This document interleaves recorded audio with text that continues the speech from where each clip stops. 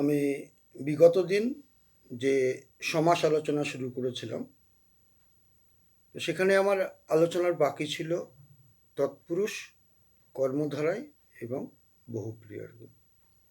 তো আমি আজ তৎপুরুষ দিয়ে আলোচনা শুরু করব। তো আমি আলোচনা শুরু করার আগে তোমাদের বহু আলোচিত একটা প্রশ্নের উত্তর দিয়ে আমি আলোচনায় যাব আর কি। তো প্রশ্নটা এই যে সিলেবাস কিভাবে শেষ হবে।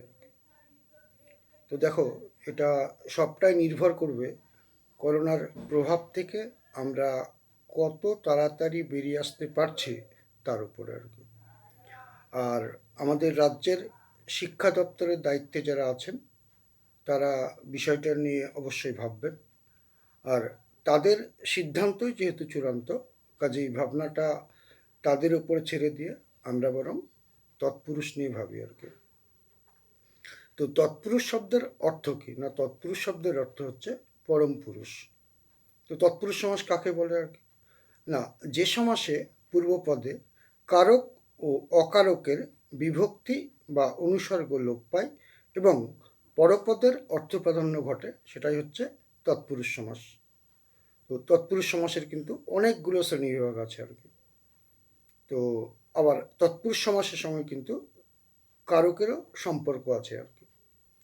তো আমরা যখন কারক পড়েছিলাম তখন দেখেছিলাম কি যে আমাদের বাংলা ব্যাকরণে কারক কটা না, কারক ছটা। অকারক কটা না, অকারক হচ্ছে দুটো আর কি।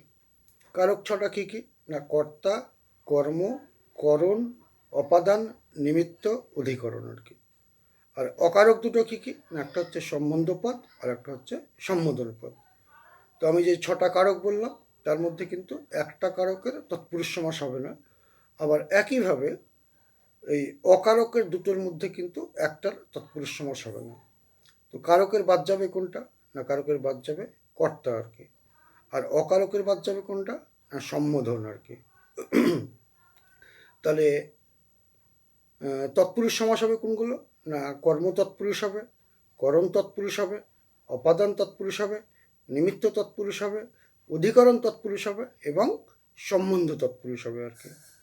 তো কর্ম তৎপুরুষের উদাহরণ কি, যেমন হাত দেখা আর কি।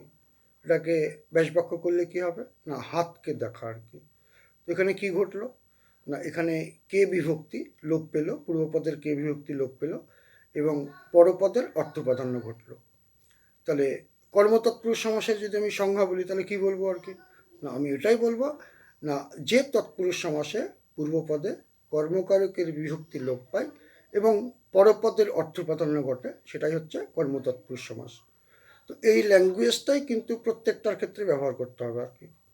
তো আমি বারবার সেটা বলবো না আর কি। তো যাই হোক, এবার করণ তৎপুরুষ উদাহরণ যেমন লাঠি খেলা আর কি। ব্যাসবাক্য করলে কি হবে না, লাঠি দ্বারা খেলা আর কি। তো এখানে কি হচ্ছে না, এখানে দ্বারা অনুসর্গ লোপ পাবে এবং পরপদ খেলার অর্থ প্রাধান্য পাবে আর কি। অপাদান তৎপুরুষ যেমন বিলেত ফেরত আর কি। তো ব্যাসবাক্য করলে কি হবে না, বিলেত হইতে ফেরত। এখানে কি হচ্ছে না, এখানেও ঠিক হইতে অনুসর্গ লোপ পাচ্ছে এবং পরপদের অর্থ প্রাধান্য ঘটছে। নিমিত্ত তৎপুরুষ যেমন বিদ্যালয়। ব্যাসবাক্য না, বিদ্যার নিমিত্ত আলয় আর কি। এখানে কি হচ্ছে না, এখানেও কিন্তু নিমিত্ত অনুসর্গ লোপ পাচ্ছে এবং পরপদের অর্থ প্রাধান্য ঘটছে। না অধিকরণ তৎপুরুষ, অধিকরণ তৎপুরুষের উদাহরণ যেমন মন মরা আর কি। ব্যাসবাক্য করলে কি হবে না, মনে মরা আর কি। তো এখানে কি হচ্ছে না, এখানে কিন্তু ঠিক একইভাবে পূর্বপদের এ বিভক্তি লোপ পাচ্ছে এবং পরপদের অর্থ প্রাধান্য ঘটছে। আমি এবার আসবো সম্বন্ধ তৎপুরুষে আর কি। তো সম্বন্ধ পদের ক্ষেত্রে আমরা কি দেখেছিলাম, সেখানে সাধারণত র বা এর বিভক্তি লোপ পায় আর কি। ঠিক আছে, তো র বা এর বিভক্তি হয় সরি আর কি। তো সম্বন্ধ তৎপুরুষের ক্ষেত্রে কি হবে, যেমন একটা উদাহরণ দিচ্ছি আর কি, যে দেশ নেতা আর কি। ব্যাসবাক্য করলে কি হবে না, দেশের নেতা আর কি। তো এখানে কি হচ্ছে, পূর্বপদে এখানে এর বিভক্তি লোপ পাচ্ছে এবং পরপদের অর্থ প্রাধান্য ঘটছে আর কি। তো এই ছটা ছাড়া কিন্তু তৎপুরুষের আরও কিছু ভাগ আছে আর কি। সেগুলো কি কি, এক না তৎপুরুষ। তো না তৎপুরুষটা কি আর কি না, একটা উদাহরণ বেসরকারি আর কি। তো ব্যাসবাক্য করলে কি হবে না, নয় সরকারি। তাহলে নং তৎপুরুষটা কি দাঁড়ালো আর কি না যে তৎপুরুষ সমাসে পূর্বপদে নাবাচক অব্যয় এবং পরপদটা কি না বিশেষ্য অথবা বিশেষণ আর কি, এবং পরপদেরই অর্থ প্রাধান্য ঘটে, সেটাই হচ্ছে না তৎপুরুষ সমাস আর কি। এবার আসবো আলোচনায় উপপদ তৎপুরুষ। তো উপপদ তৎপুরুষটা পড়তে গিয়ে একটু জটিল মনে হয়, তবে কিন্তু বুঝতে পারলে জটিল কিছু না আর কি। উদাহরণ যেমন জলচর আর কি। তো এটা ব্যাস বাক্য করলে কি হবে, জলে চরে যে আর কি। তো জলটা কি, জলটা হচ্ছে উপপদ আর কি। আর চরটা কি, চরটাকে বলা হচ্ছে কৃদন্ত শব্দ আর কি। তো কৃদন্ত শব্দটা কি, না কৃদন্ত শব্দ হচ্ছে যার শেষে কৃত প্রত্যয় থাকবে, সেটাই হচ্ছে কৃদন্ত শব্দ। তাহলে চর শব্দটাকে যদি আমি বুৎপত্তি করি তাহলে কি দাঁড়াবে আর কি, চর যুক্ত ট আর কি। চরটা কি, না চরটা হচ্ছে ধাতু, আর টটা কি, না টটা হচ্ছে প্রত্যয়। টটা কৃত প্রত্যয়, না কৃত প্রত্যয়। তো কৃত প্রত্যয় শেষে থাকলে কি হয়, না কৃদন্ত শব্দ গঠন হয় আর কি। এই হচ্ছে উপপদ তৎপুরুষ আর কি। তো আমার পরবর্তী আলোচনা আসছে, সেটা হচ্ছে ব্যাপ্তি তৎপুরুষ আর কি। তো ব্যাপ্তি তৎপুরুষের উদাহরণ কি হবে, না জীবনানন্দ আর কি। ব্যাস বাক্য করলে কি হবে, জীবন ব্যাপিয়া আনন্দ আর কি। তো ব্যাপ্তি তৎপুরুষ তাহলে কাকে বলবো আর কি, না যে তৎপুরুষ সমাসে ব্যাস বাক্যে ব্যাপ্তিবাচক পদ লোপ পায় এবং পরপদের অর্থ প্রাধান্য ঘটে, সেটাই হচ্ছে ব্যাপ্তি তৎপুরুষ আর কি। নেক্সট হচ্ছে ক্রিয়া বিশেষণ তৎপুরুষ আর কি। তো ক্রিয়া বিশেষণ তৎপুরুষ উদাহরণ যেমন যেমন অর্ধমৃত আর কি।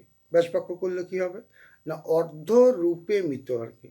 তো এখানে কি হচ্ছে, না যে তৎপুরুষ সমাসের পূর্বপদটা হচ্ছে ক্রিয়া বিশেষণ এবং ব্যাস বাক্যে রূপে ভাবে যথা তথা ইত্যাদি শব্দ কি হয়, ব্যবহার হয় ব্যাস বাক্যে, এবং সমাসবদ্ধ পদে সেগুলো লোপ পায়, সেটাই হচ্ছে ক্রিয়া বিশেষণ তৎপুরুষ। আর একটা আছে, সেটা হচ্ছে উপসর্গ তৎপুরুষ। তো উপসর্গ তৎপুরুষ, উপসর্গ জিনিসটা তোমরা জানো, ক্লাস 9-এ পড়েছে আর কি, যে উপসর্গ সংস্কৃত হয়, বাংলা হয়, বিদেশি হয় আর কি। তো উপসর্গ তৎপুরুষ হচ্ছে, যেমন একটা উদাহরণ দিই আর কি, যে অতি মানব আর কি, মানবকে অতিক্রান্ত আর কি। তো সংজ্ঞাটা কি হবে আর কি, সংজ্ঞাটা হচ্ছে এই, যে তৎপুরুষ সমাসের পূর্বপদ হচ্ছে উপপদ আর কি, পূর্বপদ হচ্ছে উপসর্গ আর কি, ঠিক আছে, এবং পরপদটা কি, না বিশেষ্য বা বিশেষণ আর কি।